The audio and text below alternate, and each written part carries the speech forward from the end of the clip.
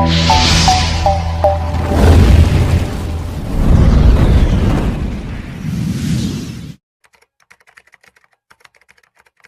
Party వైపు నుంచి, ముఖ్యంగా మా అధినాయకుడు జగన్మోహన్ రెడ్డి వారి వైపు నుంచి పేరు పేరున భక్తులందరికీ మా హృదయపూర్వక నమస్కారం. ఇది రాజకీయపరమైనటువంటి ప్రకటన, ప్రసంగం కాదు భక్తులారా. ఓ హిందువుగా, హిందూ భావజాలాన్ని పుణికిపుచ్చుకున్నటువంటి వ్యక్తులుగా, దేవదేవుడైనటువంటి ఆ ఏడుకొండలవాని పట్ల పూర్తి భక్తిభావం కలిగినటువంటి భక్తులు మాట్లాడుతుండే మాటలే ఈరోజు రాష్ట్ర వ్యాప్తంగా మాలాంటి వాళ్ళం శ్రద్ధగా కూడా వినాల్సినటువంటి బాధ్యత, ఈ రాష్ట్రంలో జరుగుతూ ఉండే పరిస్థితులను అర్థం చేసుకోవాల్సినటువంటి ఆవశ్యకత కూడా హిందువులందరిపైన ఉంది. 2024 సంవత్సరం సెప్టెంబర్ 18వ తారీఖున 2024 సెప్టెంబర్ 18వ తారీఖున స్వయాన ఈ రాష్ట్ర ముఖ్యమంత్రి అయినటువంటి నారా చంద్రబాబు నాయుడు గారు ఘోరమైనటువంటి అపచారానికి తెరదీసినాడు. స్వామివారి పట్ల, ఏడుకొండలవాని పట్ల, ఆ దేవదేవుడైనటువంటి కలియుగ ప్రత్యక్షమైనటువంటి వెంకటేశ్వర స్వామికి నైవేద్యంగా ఏవైతే తిరుపతి లడ్డును ప్రసాదంగా మనం స్వీకరిస్తామో, ఆయనకు నైవేద్యం పెట్టిన తర్వాత ఆ లడ్డూలో జంతువుల యొక్క కొవ్వు నుంచి తయారు చేయబడిన నూనె నుంచి లడ్డు తయారు చేసినారు. ఇది ఘోరమైనటువంటి అపచారం అని చెప్పి స్వయాన ఈ రాష్ట్ర ముఖ్యమంత్రి నారా చంద్రబాబు నాయుడు గారు ఒక ప్రకటన చేసి భారతదేశంలో ఉండే 120 కోట్ల మంది హిందువుల యొక్క మనోభావాలను పూర్తిగా ఛిద్రం చేసినాడు, భయానికి లోను చేసినాడు. ఎంతటి అపచారం జరిగింది స్వామివారి పట్ల అని చెప్పి విచారించదగ్గ అంశం ఏంటంటే కనుక ఇక్కడ బాధ్యత కలిగిన పదవిలో ఉండే రాష్ట్ర ముఖ్యమంత్రి, చాలా బాధ్యత కలిగినటువంటి ఈ రాష్ట్ర ప్రథమ పౌరుడైనటువంటి నారా చంద్రబాబు నాయుడు గారు ముఖ్యమంత్రి హోదాలో ఉండి ఎటువంటి అధికారిక సంస్థలు నివేదిక లేకుండా, ఏ అధికారిక దర్యాప్తు సంస్థలు దర్యాప్తు చేసి ధృవీకరించకుండా జంతువుల కొవ్వుతో తయారు కాబడిన లడ్డు అని చెప్పి గాలి మాటలు ప్రకటన చేయడం అన్నది చాలా ఆశ్చర్యకరమైన అంశము. ఘోరమైనటువంటి తప్పిదంగా భావిస్తున్నారు ఈరోజు హిందువులంతా. ఆ ప్రకటన ఆయన ఎప్పుడు చేసి ఉండాలంటే, ఆయనకి ఏదైనా ఒక గాలి వార్త అంది ఉన్నప్పుడో, లేకుంటే విశ్వసనీయమైన సమాచారం ఏదైనా అంది ఉంటే ఆయన దర్యాప్తుకు ఆదేశించి, లేకుంటే ల్యాబ్ రిపోర్ట్స్ అన్నీ తెప్పించుకొని క్లియర్ కట్గా జంతువుల కొవ్వు కలిసిందని చెప్పి నిర్ధారణ జరిగిన తర్వాత సాక్ష్యాలను, ఆధారాలను ఆయన దగ్గర పెట్టుకొని మాట్లాడి ఉండి జగన్మోహన్ రెడ్డి గారి పైన విషం చిమ్మి ఉంటే గన అది ఒకలాగా ఉంటుంది.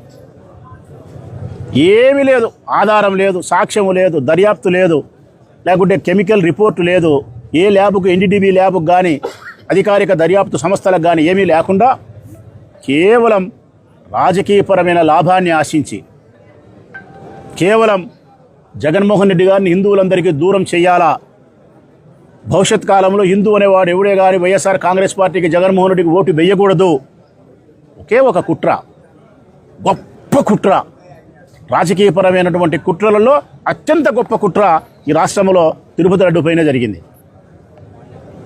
కానీ ఆ రోజు జగన్మోహన్ రెడ్డి గారు చేసిన పని ఏంటంటే, తను ఏ తప్పు చేయలేదు కాబట్టి నరేంద్ర మోడీ గారికి, ఈ దేశ ప్రధానమంత్రి అయినటువంటి నరేంద్ర మోడీ గారికి లేఖ రాసినాడు ఆయన జగన్మోహన్ రెడ్డి గారు. అయ్యా, మా రాష్ట్రంలో ముఖ్యమంత్రి నారా చంద్రబాబు నాయుడు గారు దేవదేవుడైనటువంటి వెంకటేశ్వరానికి సంబంధించి అపచారాన్ని చేసినాడు, మాపై నిందలు వేస్తూ ఉన్నాడు. ఇది మాపై నింద వేసినందుకు కాదు మాకు బాధ, 120 కోట్ల మంది హిందువుల యొక్క మనోభావాలను దెబ్బతీస్తున్నాడు కాబట్టి సిబిఐ చేత విచారణ కొనసాగించి ఈ కథ ఏందో తేల్చండి, మా మనసులో ఉండే భయాన్ని, సంకోచాన్ని పోగొట్టండి అని చెప్పి జగన్మోహన్ రెడ్డి సిబిఐ విచారణ కొన్నాడు. అక్కడికి ఆగల వీళ్ళు తెలుగుదేశం పార్టీ నాయకులు. చంద్రబాబు నాయుడు ఒక గాలి వార్తను ప్రకటన చేసిన తర్వాత చంద్రబాబు నాయుడుకు కూలికి పనిచేసే పవన్ కళ్యాణ్, మళ్ళీ చెప్తా ఉన్నా, కూలికి పనిచేసే పవన్ కళ్యాణ్ సనాతన ధర్మం అనే ఒక పెద్ద మాటను, హిందువుల మీద సెంటిమెంట్ను ప్రయోగం చేస్తూ సనాతన ధర్మం అనే మాట తీసుకొచ్చి అందుకు సంబంధించినటువంటి వేషధారణతో ప్రజల దగ్గరకు వచ్చినాడు. కాషాయ వస్త్రాలు ధరించి, పిలకగట్టి, ఉత్తరీయం మెడపైన వేసుకొని కనకదుర్గమ్మ గుడికి పోయి గుడి మెట్లు కడిగినాడు. కారణం సంప్రోక్ష అంట, అపచారం జరిగిందంట. ఈ అపచారాన్ని పోగొట్టడానికి ఆయన గుడి మెట్లు కడుగుతాడంట.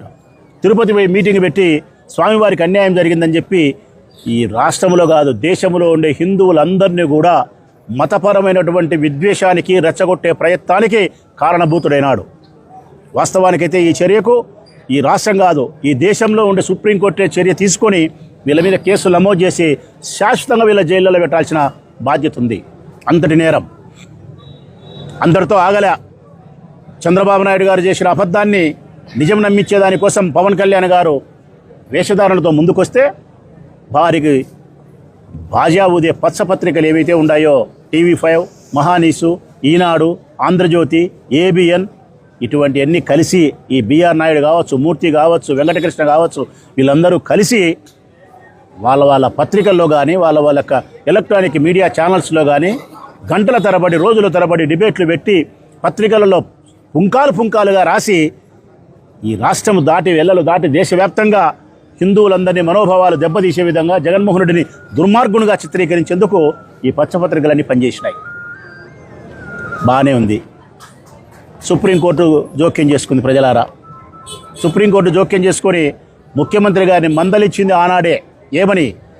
ఏ ఆధారము లేకుండా నిరాధారమైనటువంటి ఆధారాలు లేకుండా నిరాధారమైనటువంటి పద్ధతుల్లో వెంకటేశ్వర స్వామికి సంబంధించిన లడ్డు జంతువుల కొవ్వుతో తయారు కాబడని చెప్పి ముఖ్యమంత్రి గారు మాట్లాడడం తప్పు అని చెప్పి సుప్రీంకోర్టు గట్టిగా మందలించి రాజకీయ వర్గాలకు సంబంధించిన ఎవరు కూడా వీటిపైన బహిరంగ ప్రకటనలు చేయకూడదని చెప్పి సుప్రీంకోర్టు ఆదేశిస్తూ సిబిఐ చేత విచారణ చేపించాలని చెప్పి ఆదేశాన్ని ఇచ్చింది.